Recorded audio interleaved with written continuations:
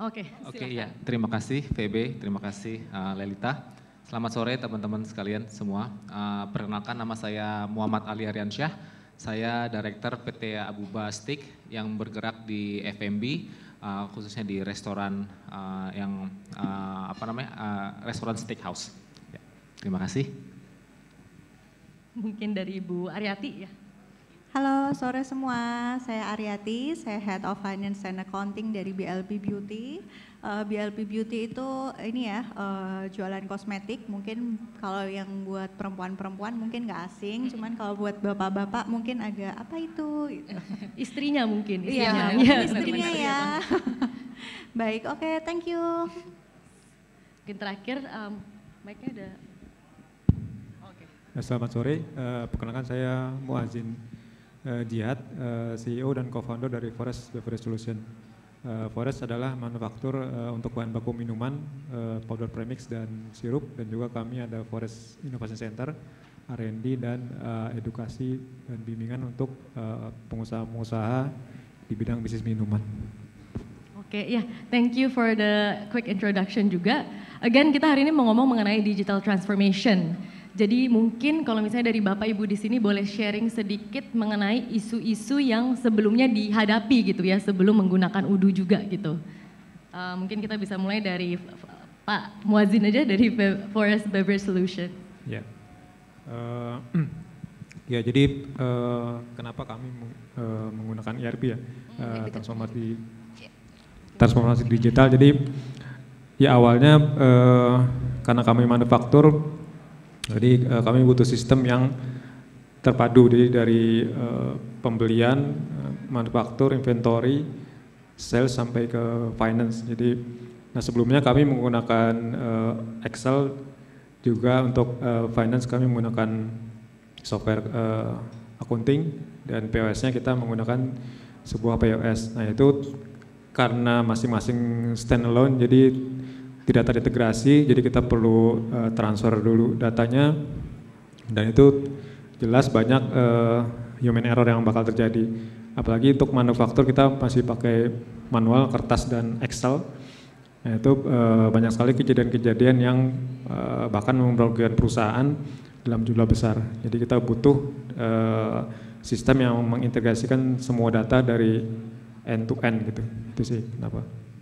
Pak Muazzin boleh dielaborate lebih, kan sebenarnya tadi kita di sini pasti udah nonton video dari Forest Bubble gitu ya.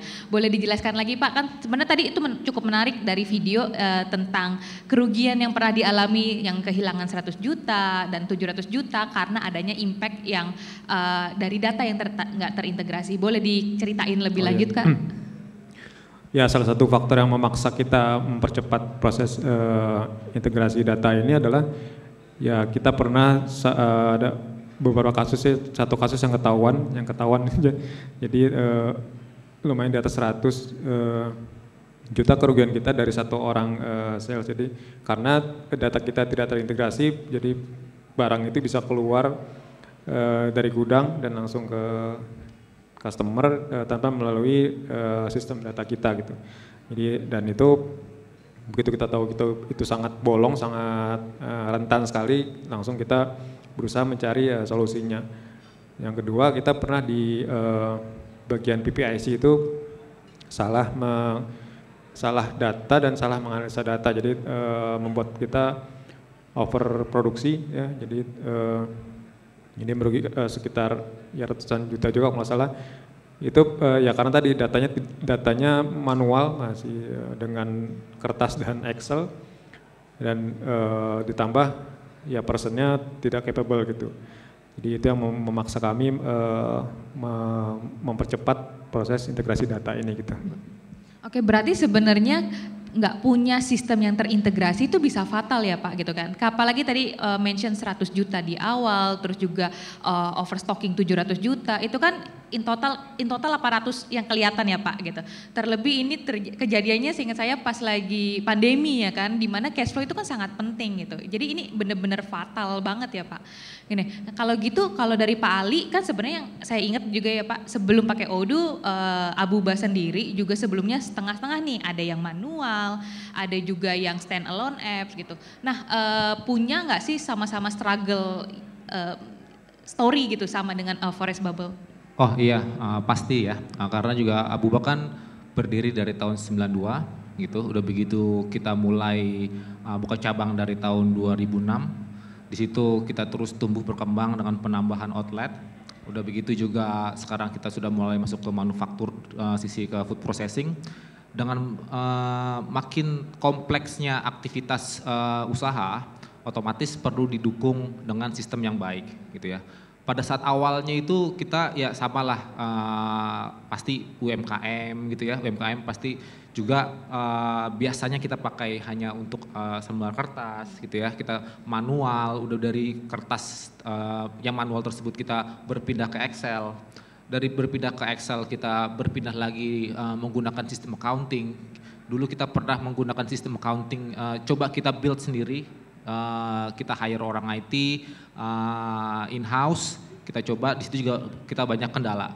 Udah begitu kita coba beli sistem accounting lokal yang memang sudah develop gitu ya. Tetapi balik lagi dia hanya berdiri sendiri, dia hanya accounting saja, tidak terkoneksi dengan kita punya POS, tidak terkoneksi dengan manufaktur, tidak terkoneksi dengan project management, tidak terkoneksi dengan people management, human resource. Nah, di situ banyak masih tetap menggunakan perpindahan data dari komputer ke komputer, dari aplikasi ke aplikasi gitu. Nah, terus dari di situ kita banyak menemukan kendala. Kita coba lagi, tadinya menggunakan ERP lokal, kita menggunakan ERP dari luar yang mungkin namanya cukup terkenal gitu ya. Tapi kompetitor ya Pak? Bisa nih kira-kira di kompetitor. spill dikit. Iya, aduh, saya nggak enak ngomongnya. Tapi intinya pasti sudah cukup familiar di pasaran, market leader lah ya di ERP gitu. Dan harganya juga di situ karena dia market leader, sudah banyak yang pakai, otomatis juga dari sisi harga mahal banget gitu. Ya harga paketnya, harga maintenance-nya dan lain-lain. Nah, oke, tapi kalau dari sisi harga memang mahal, tetapi integrasinya bagus, udah begitu juga user friendly, mungkin itu lain soal. Yang jadi kendala juga walaupun ERP tersebut cukup cukup terkenal gitu ya, ataupun cukup banyak yang pakai, di kita tidak bisa implementasi gitu. Kita tetap masih banyak menghadapi kendala untuk implementasi ERP tersebut gitu. Nah, akhirnya kita coba terus cari gitu. Karena kenapa? Karena tetap kita butuh data yang berkualitas. Karena kan data yang berkualitas itu kita butuh untuk pada akhirnya kita mengambil sebuah keputusan gitu, keputusan perusahaan gitu. Nah, akhirnya sampai dengan di tahun 2017 waktu itu saya mulai mengenal Odoo gitu ya. Waktu itu saya ingat Odoo-nya itu masih Odoo versi 11 kalau nggak salah. Iya betul. Betul ya? Betul. Betul ya. Nah versi 11 saya mulai belajar dan juga mungkin kelebihannya Odoo salah satunya adalah dia mudah untuk diakses, ada akun demonya, banyak banget resource untuk belajar gitu. Nah saya coba belajar di situ dan kita mulai coba di Odoo di tahun 2018. Gitu. Nah itu sih kendala yang ditemukan di perusahaan kami. Oke, berarti sebenarnya tadi Pak Muazzin juga udah ngomong kayak beda-beda sistem, di Abuba juga pernah beda-beda sistem, di Forest Beverage juga pernah pakai Excel, di Abuba juga pernah pakai Excel. Dan itu kan pasti pusing banget nggak sih Pak dengan Abuba yang punya 30 toko gitu kan? Iya, dan memang juga tadi kan Pak Ali mention emang as the business grow makin kompleks gitu kan business requirements-nya juga gitu. Jadi ibaratnya makin nggak bisa afford data yang nggak integrated, first of all data yang nggak real time dan data yang mungkin juga nggak accurate gitu. Again dengan over 30 restaurants juga, mungkin tiap hari ada hundreds of transactions tuh bisa thousands of transactions gitu yang mungkin nggak bisa accurately recorded gitu kan. Nah, mungkin kalau tadi kita ngobrol dari aspek F&B, kita juga mau kira-kira tahu dari aspek retail nih.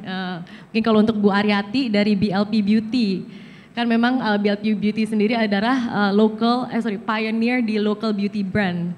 Dan juga setiap hari, siapa yang nggak tahu gitu kan maksudnya untuk BLP, pastinya deal with thousands of transactions juga tiap harinya. Nah untuk isu yang misalnya Bu Aryati handle, apakah mirip juga nih dari Pak Ali dan juga Pak Muadzin atau mungkin ada yang lain lagi? Ada yang lain gitu, mungkin ada different perspective dari retail industry. Sebetulnya sih mirip-mirip ya dengan pengalaman bapak-bapak semua nih. Jadi pastinya kalau di retail itu tuh transaksinya banyak sekali. Kemudian juga kita kan multi channel, ada online, ada offline juga, online aja juga ada di marketplace, ada di on website kita sendiri gitu kan. Dan itu transaksinya ribuan dan itu harus manual. Could you imagine how painful it is ya? In every closing period gitu kan, handle all that huge amount of transaction manually. Kemudian juga inventory, kan kalau barang-barang beauty, kosmetik pasti tahu juga, pasti kan banyak sekali dan kecil-kecil sheetnya itu inventory-nya tuh variannya banyak sekali juga gitu kan. So kita juga nggak bisa tarik pada saat itu sebelum implementasi ERP Odoo, kita nggak bisa tarik in real time dan accurate berapa sih sebenarnya posisi stok kita pada saat itu. Pastinya itu juga akan mirip-mirip ya kayak di kasus ini ya. Jadi kita ada potensi shrinkage inventory yang kita nggak bisa tracking nih.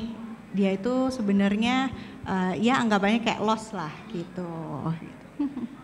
Oke, berarti kalau saya boleh simpulin, sebenarnya inti masalahnya sebelum pakai Odoo adalah human error karena nggak ada data integration. Jadi banyak banget informasi yang lost gitu dari penjualan ataupun tadi secara inventory movement ataupun terlebih kayak inventory dari forest gitu ya, bisa keluar ada barang senilai 100 juta bisa keluar tapi nggak ke-track gitu kan. Ini kan kayak bener-bener lumayan fatal gitu ya gitu. Nah selanjutnya pertanyaan saya itu lebih ke arah, ini kan kalau kita ngomongin software gitu, kalau kita ngomongin sistem udah banyak banget di pasaran, ada yang lokal ataupun international gitu. Yang mau saya tanyakan, apa sih alasan utama kenapa memilih digital transformation dengan Odoo? Boleh, iya, boleh duluan Bu. Oke, mungkin kalau pertama kali sebenarnya kita tuh juga udah pitching nih beberapa vendor dan juga pitching beberapa ERP gitu. Jadi ada beberapa solusi. Kemudian ya pastinya ya kita dari point of view budget pada saat itu kita bisa dapat cost yang affordable dengan Odoo, tapi yang bisa answer all our requirement, all our needs gitu kan. Apalagi kalau di Odoo itu jadi setiap bisnis itu kan unik ya. Bedanya kalau kita beli software yang putus ibaratnya kayak SAS gitu, di Odoo ini kita bisa tailor made nih, kita bisa customize yang sesuai dengan needs kita pada saat itu. Kemudian juga kita lihat pada saat itu juga di Odoo itu user friendly. Karena kan ini first ERP di BLP ya, di company kita, jadi user friendly itu salah satu keputusan penting buat kita. Kenapa? Karena kita harus build the habit tim di internal kita, jadi kita harus cari ERP yang sekiranya itu mudah nih dipelajarin, prosesnya, flow-nya, terus tombol-tombolnya itu nggak bertele-tele gitu kan. Jadi itu sih salah satu consideration kita kenapa kita decide untuk pakai Odoo pada saat itu. Kalau dari Pak Muadzin? Ya jadi terus terang karena kejadian-kejadian tadi kita nggak bisa menyalahkan personnya gitu ya, karena sistem kita sendiri belum terbentuk gitu. Makanya kesalahan kita adalah belum adanya sistem. Jadi waktu itu saya dengan sengaja mencari sistem yang bisa kita terapkan. Jadi dari POS yang kita pakai itu kita minta untuk mereka untuk custom sampai ke sisi inventory lah minimal gitu. Tapi karena keterbatasan ya sistemnya POS, mereka tidak bisa. Jadi mereka bilang kalau Bapak maunya seperti ini harus pakai ERP Pak gitu. Jadi soal itu saya cari ERP developer baik lokal maupun luar. Ya luar tadi yang Pak Ali pernah pakai itu. ada sih dia untuk produk untuk UKM. Harganya nggak UKM banget sih sebenarnya. Jadi terus ada beberapa vendor lokal juga yang presentasi ke kita dan ya bisa dibilang mahal juga untuk ukuran kita waktu itu. Sampai akhirnya saya di satu komunitas ada yang kasih info coba pakai Odoo gitu ya. Nah kebetulan saya dikasih kontak agent Odoo di Indonesia. Ya dia bilang kalau masih kecil sih sayang Pak pakai ERP gitu karena akan jadi mahal gitu ya. Akhirnya karena penasaran sama Odoo saya kontak langsung ke websitenya dan waktu itu langsung dibalas sama Pak Beni yang tadi presentasi. Yep. Ya. Pak Beni waktu di belakang. Pak Beni terus terang menjelaskan dengan rinci sekali dan sesuai dengan rebutan kita dan pas menawarkan invoice juga ternyata cocok dengan budget kita. Akhirnya kita coba pakai Odoo dan sampai kita start itu 2021 Januari on air-nya. Sampai saat ini kita merasa cukup puas dan terbantu sekali dengan Odoo itu sih. Kalau dari Pak Ali? Ya, kalau dari saya kurang lebih tadi ada kemiripan gitu ya. Yang pertama memang pasti dari sisi cost gitu ya. Satu, affordable apa enggak gitu ya. Masuk apa enggak dengan budget perusahaan gitu. Karena kan yang pasti perusahaan harus bisa afford itu. Faktor yang lain adalah ini bisa diimplementasikan apa enggak gitu. Kalau kita ngomongin bisa diimplementasikan apa enggak, berarti yang pertama adalah bagaimana user-user kita itu bisa menggunakan gitu. Jadi satu dari sisi resource knowledge, resource learningnya itu mudah diakses, udah begitu juga support dari tim Odoo itu juga seperti apa yang pada akhirnya itu dapat memastikan bahwa user-user kita bisa menggunakan. Nah itu memang saya lihat sudah proven gitu ya, memang supportnya bagus, udah begitu juga dari sisi resource-nya mengenai bagaimana tata cara penggunaan itu juga bisa mensupport akhirnya user-user kita bisa pakai. Nah yang ketiga adalah dari sisi integrasi gitu, karena kan kita pengen mengurangi gini, kalau bisnis proses kita yang tadinya itu panjang kita pengen mempersingkat gitu ya. Nah itu bisa tercapai dengan adanya integrasi. Karena kalau misalnya lebih sedikit bisnis prosesnya, otomatis resources kita bisa lebih berkurang. Ya resources dari sisi human resource-nya, dari sisi waktunya gitu ya. Yang pada akhirnya ujung-ujungnya sama resources uang juga sih gitu. Nah yang terakhir adalah dari sisi sustainability-nya gitu. Kadang-kadang oke bisa dijalanin 1-2 tahun gitu. Pertanyaannya 5 tahun lagi bisa apa enggak?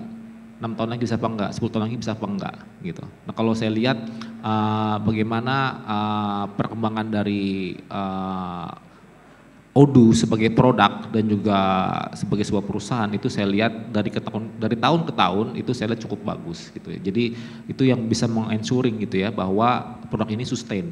Yang pada akhirnya juga bisa mensustain perusahaan kita untuk memaintain sistem yang ada di perusahaan Abuba gitu kurang lebih.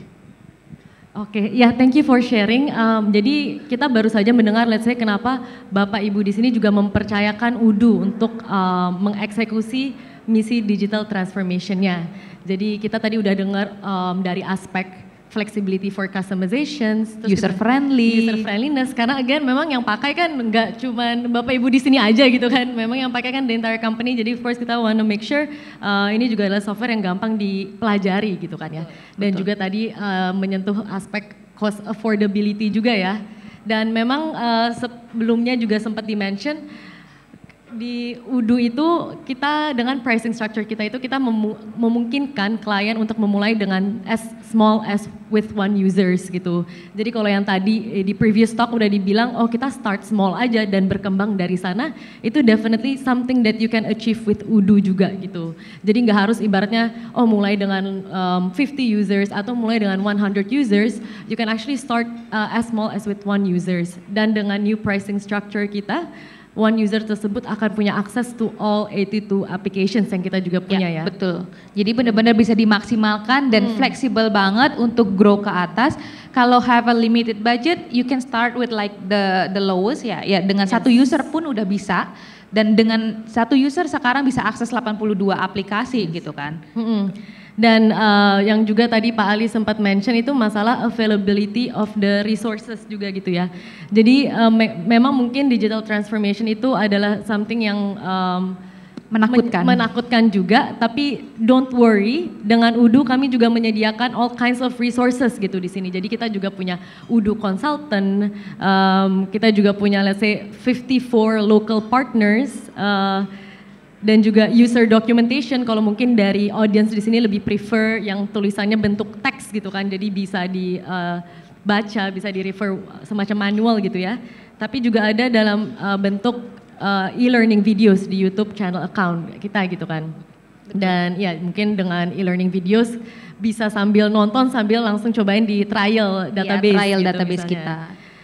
Dan gak berhenti di situ juga, kita punya banyak sekali webinars yang akan mengcover implementasi Udu di berbagai industri dan use cases juga. Dan yang terakhir kita juga mempunyai free support yang bisa diakses easily dari website kita juga gitu. Iya betul. Nah jadi benar-benar kayak nggak perlu takut untuk implementasi sistem gitu. Mau melakukan sendiri bisa, mau melakukan dengan Odoo Consultant. Kalau di sini Forest dan Abuba gitu, mereka menggunakan Odoo Consultant untuk helping with the implementation. Dan BLP bekerja sama dengan partner kita gitu. Nah tapi kalau nggak mau juga bisa kok. Selama ada willingness buat belajar, kita punya resources, ada user documentation, semuanya bisa dicek di situ, tinggal dibaca gitu. Ada e-learning videos ini nggak cuma buat kalian, sebenarnya kita pun secara employee kita belajar Odoo juga kan gitu. Dan kita e-learning videos ini juga buat kita bantu kita belajar gitu. Dan webinarsnya ini nggak perlu takut. Bisnisnya broad dan language-nya juga broad gitu. Jadi ada yang bahasa Indonesia, ada yang bahasa Inggris ataupun misalnya di sini punya bahasa lain gitu ya, apa bahasa Prancis ataupun bahasa Vietnam, itu juga available di webinars kita gitu. Ya. Nah, berarti sekarang kita move on aja ya, Be. Kalau tadi kita udah ngomongin masalah dan kenapa pakai Odoo. Nah, saya pengen tahu nih, kan kalau dari Abuba udah pakai Odoo for the last 4 years ya, Pak. 2018 BLP sudah tahun kedua, Forest juga sudah tahun kedua menggunakan Odoo. Nah, sekarang kalau tadi ngomongin masalah, impact-nya apa nih sekarang setelah menggunakan Odoo? Resultnya tuh seperti apa sih gitu? Boleh dimulai, Pak Ali. Ya, makasih. Resultnya yang pasti satu, ujung-ujungnya kan kita ingin perusahaan kita itu berjalan lebih efektif dan efisien gitu ya. Ya dengan lebih termanage-nya kita punya data kita lebih berkualitas, keputusan juga lebih berkualitas sesuai dengan apa dari objektif dari perusahaan. Terus yang tidak kalah penting adalah efektivitas ini dapat menghemat seluruh sumber daya perusahaan yang ada gitu ya. Yang pada akhirnya bisa kita alokasikan ke tempat lain. Contoh misalnya kayak sumber daya waktu ataupun dari sumber daya manusia.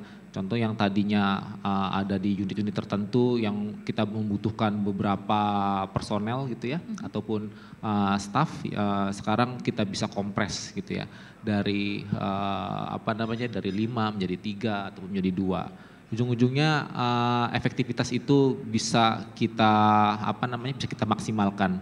Yang pada akhirnya dengan lebih efektif teman-teman di tempat kita itu yang tadinya lebih fokus untuk melakukan kerjaan-kerjaan hal-hal kecil kayak contoh misalnya melakukan printing gitu ya, melakukan email gitu ya, itu bisa dihilangkan semua. Yang sekarang lebih kepada bagaimana kita bisa lebih membuat perencanaan yang baik gitu ya, bagaimana kita bisa mengkonsep sebuah tujuan dari perusahaan ke depan yang lebih baik akan seperti apa gitu. Yang itu semua bisa didapat dengan adanya data quality yang disajikan oleh report-report yang di-generate oleh Odoo begitu. Kurang lebih seperti itu. Iya, oke. Untuk selanjutnya boleh dari Pak Muadzin. Ya, jadi setelah memakai Odoo kita rasakan sekali, terutama tadi di masalah inventory tadi ya.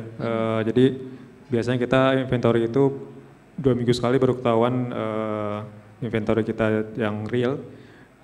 Saat ini dengan adanya Odoo kita bisa lihat secara real time berapa inventory kita per warehouse, per item, bahkan ya per gudangnya juga, terus data sales ya, jadi kita bisa tahu dan secara real time. Dan sebelumnya di POS itu sangat limited sekali ya klasifikasi yang bisa kita cari. Kalau dengan Odoo kita bisa cari per customer, per item, terus per channel, jadi penjualannya, jadi semuanya real time. Jadi itu sangat membantu sekali untuk kita memutuskan rencana dan strategi ke depannya gitu, untuk forecasting, untuk budgeting dan seterusnya.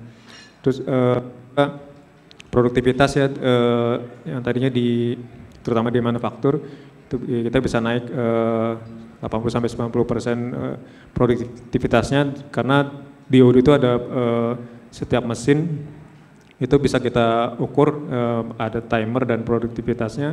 Setiap mesin, setiap operator, dan setiap divisi manufaktur itu bisa kita hitung produktivitasnya.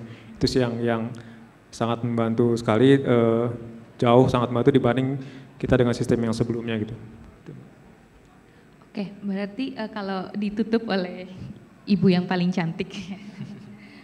Baik, oke, thank you. Pastinya setelah BLP udah implement Odoo ya, level accuracy report kita pastinya meningkat. Kemudian juga kita bisa tarik beberapa data, beberapa report itu real time gitu. Jadinya kita bisa, kalau data real time, report real time, kita bisa kasih quick respon, quick decision. Kalau misalnya butuh apa-apa tuh bisa lebih sigap, lebih cepat gitu kan. Kemudian juga setelah implement yang tadi saya bilang kan masalah inventory shrinkage, thanks God, alhamdulillah ya, setelah pakai Odoo level shrinkage kita itu berkurang gitu.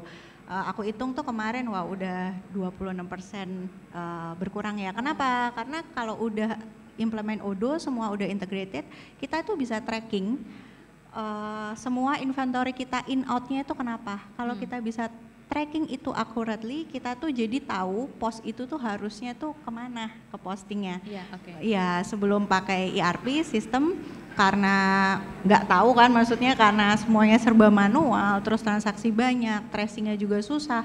Jadinya ketika ada shrinkage ya udah mau nggak mau kita treat itu as a loss gitu. Oke, ya berarti kalau aku recap lagi juga nih ya, sebenarnya kalau pakai Odoo itu nggak hanya short term solution. Kalau tadi kita ngomongin ada masalah, masalahnya sudah selesaikan. Nah tadi kan sebenarnya juga video Abuba juga sudah diputar di sini, dan Pak Ali juga sebenarnya juga udah cerita di video tersebut kalau semenjak digitalisasi nih dengan Odoo itu ada WFH gitu kan ya Pak. Gitu, karena sebenarnya Pak Ali pun juga agree kalau kerja produktif itu nggak harus di kantor ya Pak. Gitu. Nah jadi sebenarnya bersama Odoo bukan hanya short term solution menyelesaikan isu yang ada, tapi kedepannya juga bisa bantu bisnis untuk berkembang lebih lanjut. Karena kayak WFH gini kan sebenarnya juga employee welfare ya Pak. Nah Pak Ali pun juga di Abuba juga menggunakan HR management ya kan dengan Odoo gitu. Jadi kayak bener-bener nggak cuma anything related to the revenue, anything related to the cost gitu, tapi bener-bener mengembangkan talent yang ada di dalam company-nya gitu juga bisa ya Pak. Oke, mungkin last question gitu. Aku mau nanya aja, ada nggak sih pesan singkat yang bisa disampaikan ke audiens di sini yang mungkin tertarik untuk memulai digitalisasi ataupun dalam proses mendigitalisasi company-nya? Boleh Pak Muadzin? Ya seperti kami awalnya dari yang masih kecil kita paksakan menggunakan ERP Odoo. Jadi ya kami start dari 8 user.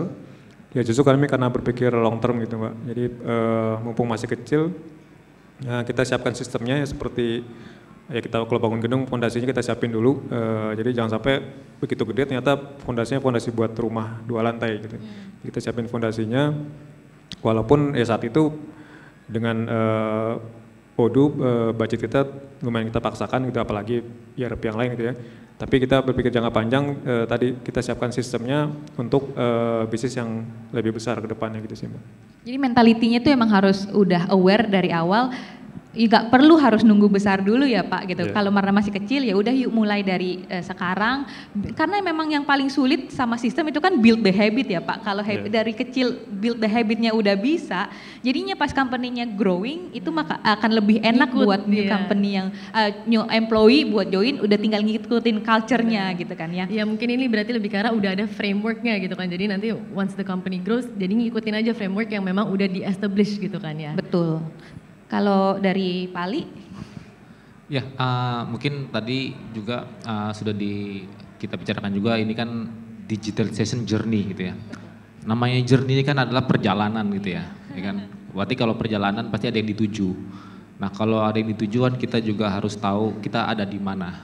Nah kita ada di mana dan kita mau kemana itu kita butuh tahu gitu ya. Maksudnya jaraknya berapa lama dan itu semuanya bisa kita ketahui, kita dapat dengan data yang jelas, dengan tujuan yang jelas, dan data dan tujuan yang jelas itu bisa tersaji di ERP.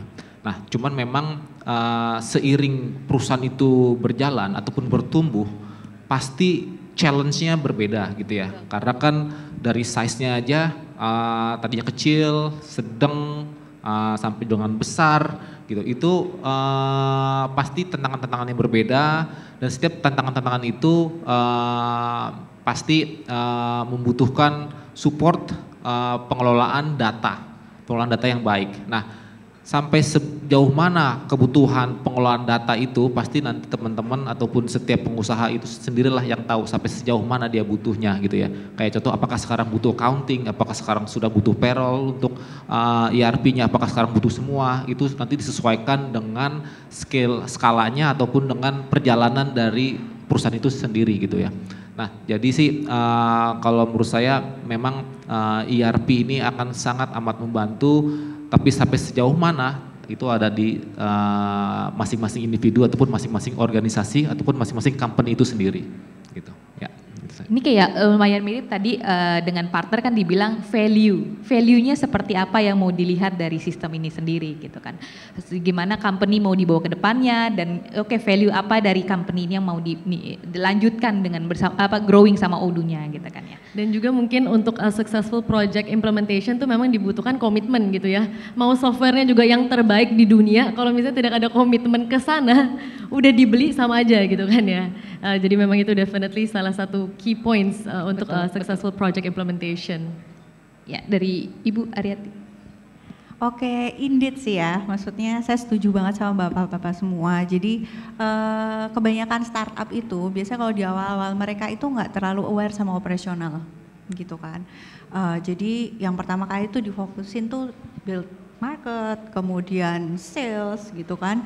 Nah, tapi nanti ketika udah company-nya itu growing bigger, baru nih sadar, oh iya ya, dan udah mess up gitu. Dan itu tuh untuk bersih-bersihnya, untuk rapi-rapinya itu painful ya Bu? Painful, kemudian takes time, dan itu pasti ada cost-nya juga ya. Ada material yang, maksudnya financial yang itu pastinya keluar gitu kan. Jadi aku di sini cuman mau encourage nih buat teman-teman semua yang small SME ya, small medium enterprise gitu kan, untuk put balance attention nih. Jadi pas di early stage, early years kita build company itu juga harus selain kita harus build market, kemudian juga harus kejar sales, kita juga harus balance nih operasionalnya, workflow-nya, setup implement sistemnya, ERP-nya itu juga harus diperhatikan gitu. Karena kalau udah semuanya udah settle, udah rapi di awal, nanti ketika bisnis kita grow bigger, itu kita lebih mudah ya, lebih enak handle-nya, semuanya udah rapi, data-datanya akurat gitu kan. Jadinya kita bisa avoid itu yang namanya bersih-bersih dan loss karena bersih-bersih gitu. Udah sih itu aja. Yes, kalau gitu ya thank you for sharing semuanya. Semuanya I think yang hari ini kita ngomongin sangat insightful ya Lid ya. Dan juga hopefully juga insightful buat audience yang udah datang.